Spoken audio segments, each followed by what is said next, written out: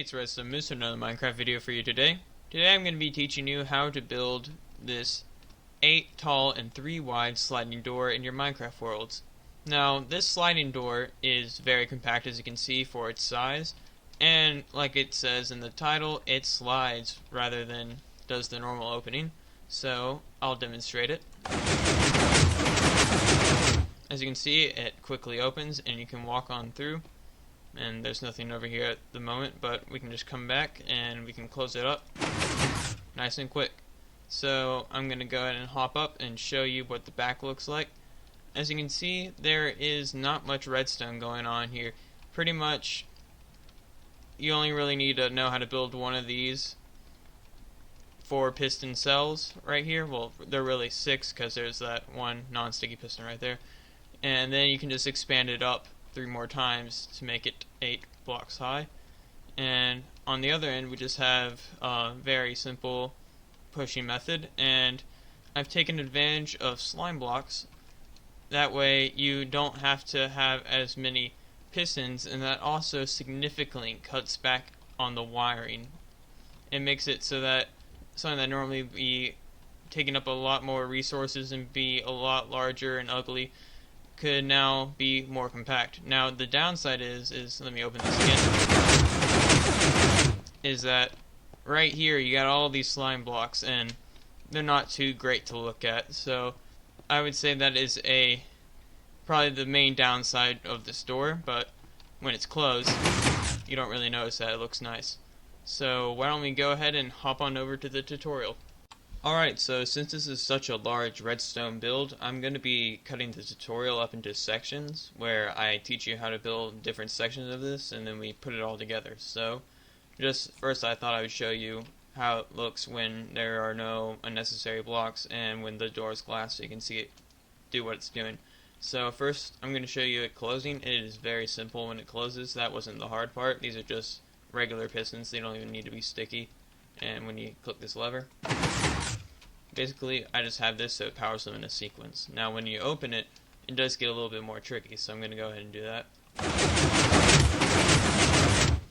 So as you can see, this is a triple piston extender, except I have this hooked up to a 1-tick pulse, so it pushes these pistons out here but doesn't retract them at first, and that way when it powers this block up here it won't extend these pistons, and it keeps it from jamming. So I'm gonna go over here and show you the first cell.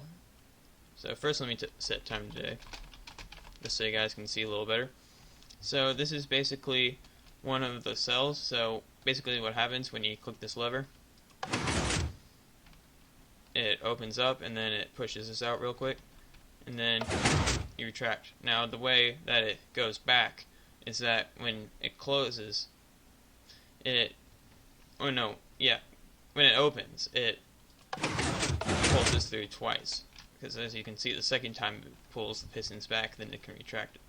So over here I just have the basic setup. I'm gonna show you how to build this little part out here, and then I'll extend it up for you guys so you guys can have it ready for your 8x3 full-sized one. So I'm gonna go ahead and start by coming up here. You're going to want to put 3 blocks right there, followed by 2 blocks coming out. This is where you're going to put your dust. Then you're going to want to pop down here, and you're going to want to place a piece of dust right there. Come over here, repeater on 2 ticks. Let me make sure that's correct. Yep. And then we come over here, sticky piston, block, come down, repeater on 1 tick, and then we come up to here, and we have a piece of dust on there, and then come up and we have this block, and now we can add in our pistons. 2 sticky pistons followed by a regular piston, and 2 more sticky pistons followed by a regular piston. Next you're going to want to set repeater,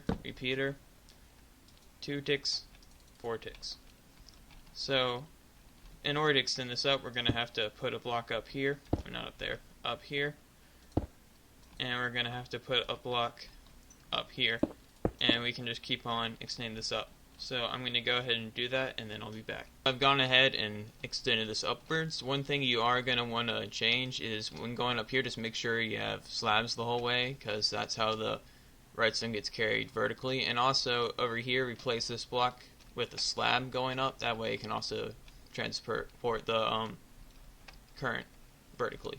So now if we go ahead and pop down a lever right here and test it out, as you can see, it pushes that piston out right there, retract, and then on the second time it gets powered, it retracts it all the way.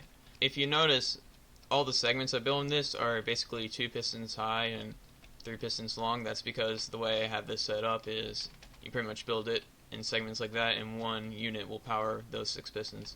So over here I have the closing mechanism, and basically all it is when you pull this lever, these pistons extend out, pushing that forward, and then they just retract again.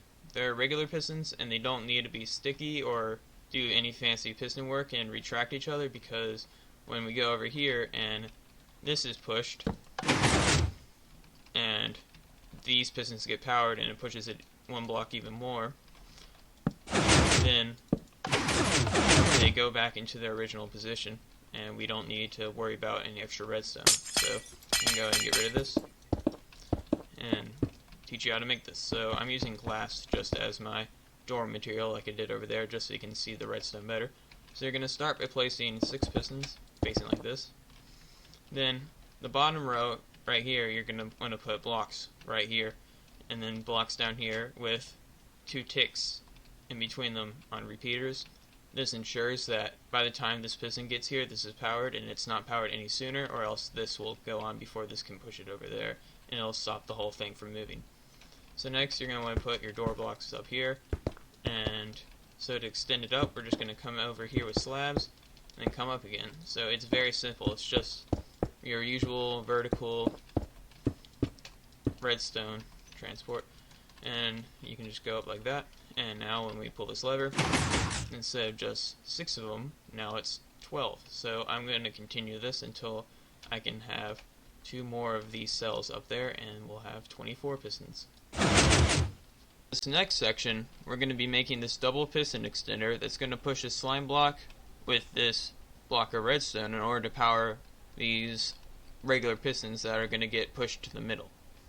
So unlike our normal piston extenders that are facing this way, we can't do it like how we've been doing it in the past, because this design requires this part right here to be extending out, and we're going to have the door get pushed in right where it would usually be, so we can't put the wiring there. So I had to come down here and put some torches going up, and then put it out to here, and then come up around the side. And I'm using a furnace just because it can't be pushed. So just to demonstrate what we're out to build here, when you hit this lever, pushes all the way out, and then it retracts. So I'm going to hop on over here, and we're going to go ahead and start to build it. So let me go ahead and come over here and grab a block of redstone. Do I have enough room in my inventory? We'll figure out. Alright, so I don't think we need that lever immediately. So you're going to start by putting a block of redstone right where your door is, but 1 block above it. And then you can come back over here, and we can place 2 sticky pistons followed by a slime block.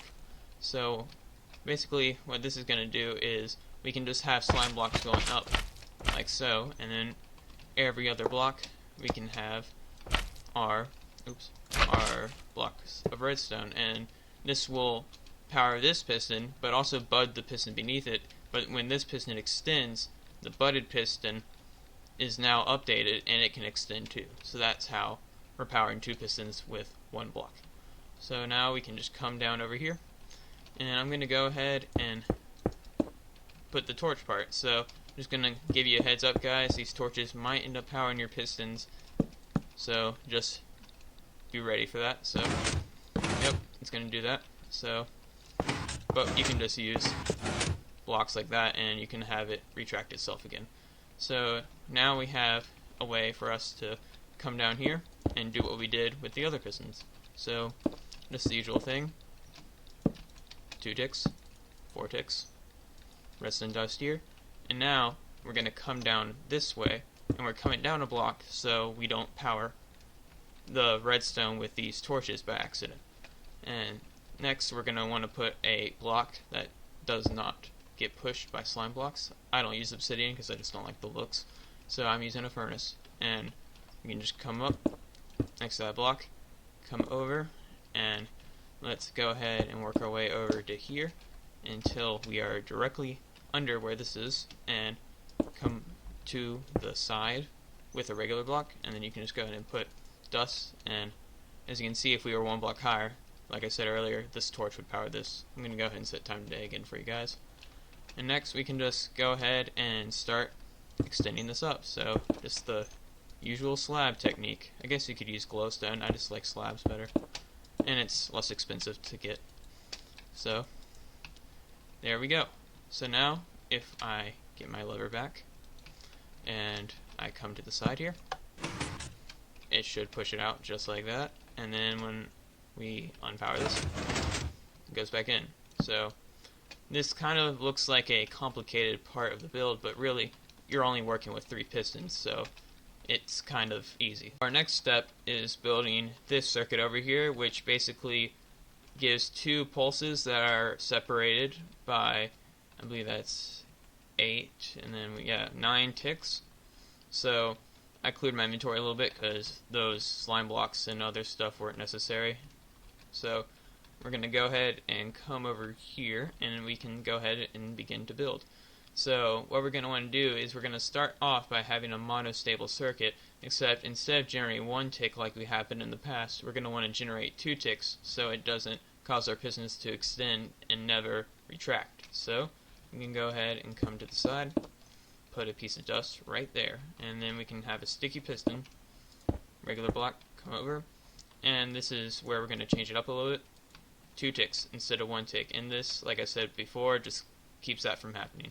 So next we can come up with 1 block here, come over, dust, come back over here, we can go ahead and place another piece of dust, and we can come up here, 4 ticks, 4 ticks, 1 tick, then have it immediately power this block right here, and then a piece of redstone on top of that.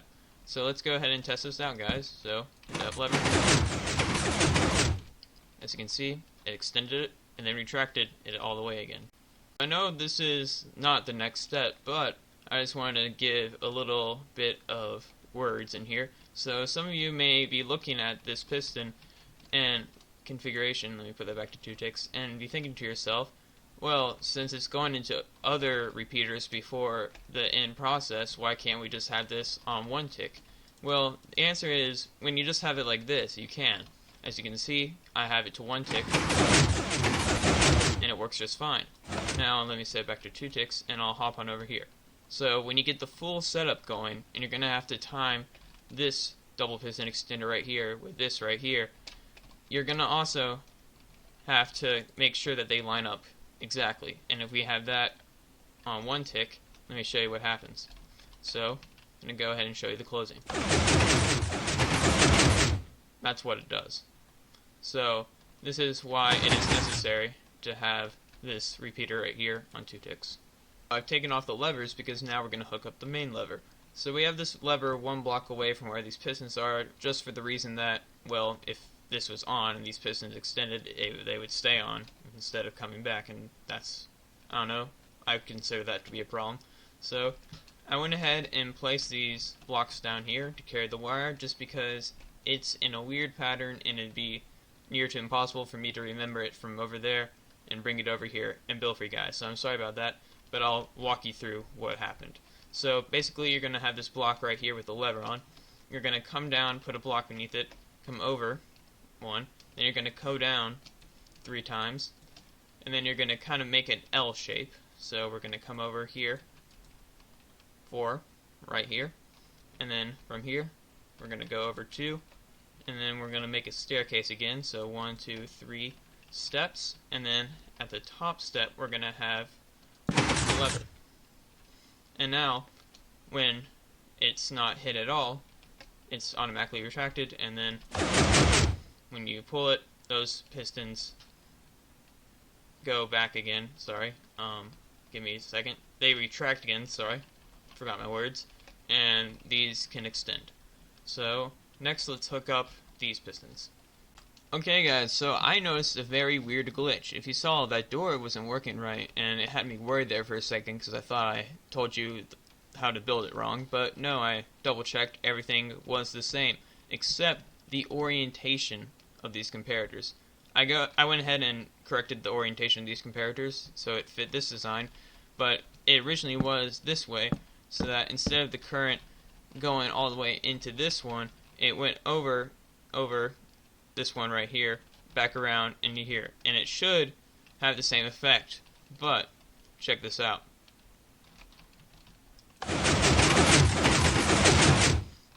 As you can see, it gets stuck like that, and that's no good, and I think I know why. So the signal has to travel one more block, and that means it's one block weaker, so I think that has to do with why it's not working. So just go over here, and in this comparator part, just remember, make sure that as it flows in this way, it flows into this comparator first and not this one, or else it will do what that door just did. So just to show you that this door does indeed work now. Closing. Opening. So thank you guys for sticking with the tutorial this long. I know it's a long one, but I hope this is totally worth it. I hope you find a good use for this new 3x8 sliding door. As always, if you enjoyed this video, leave a like and also subscribe. See ya.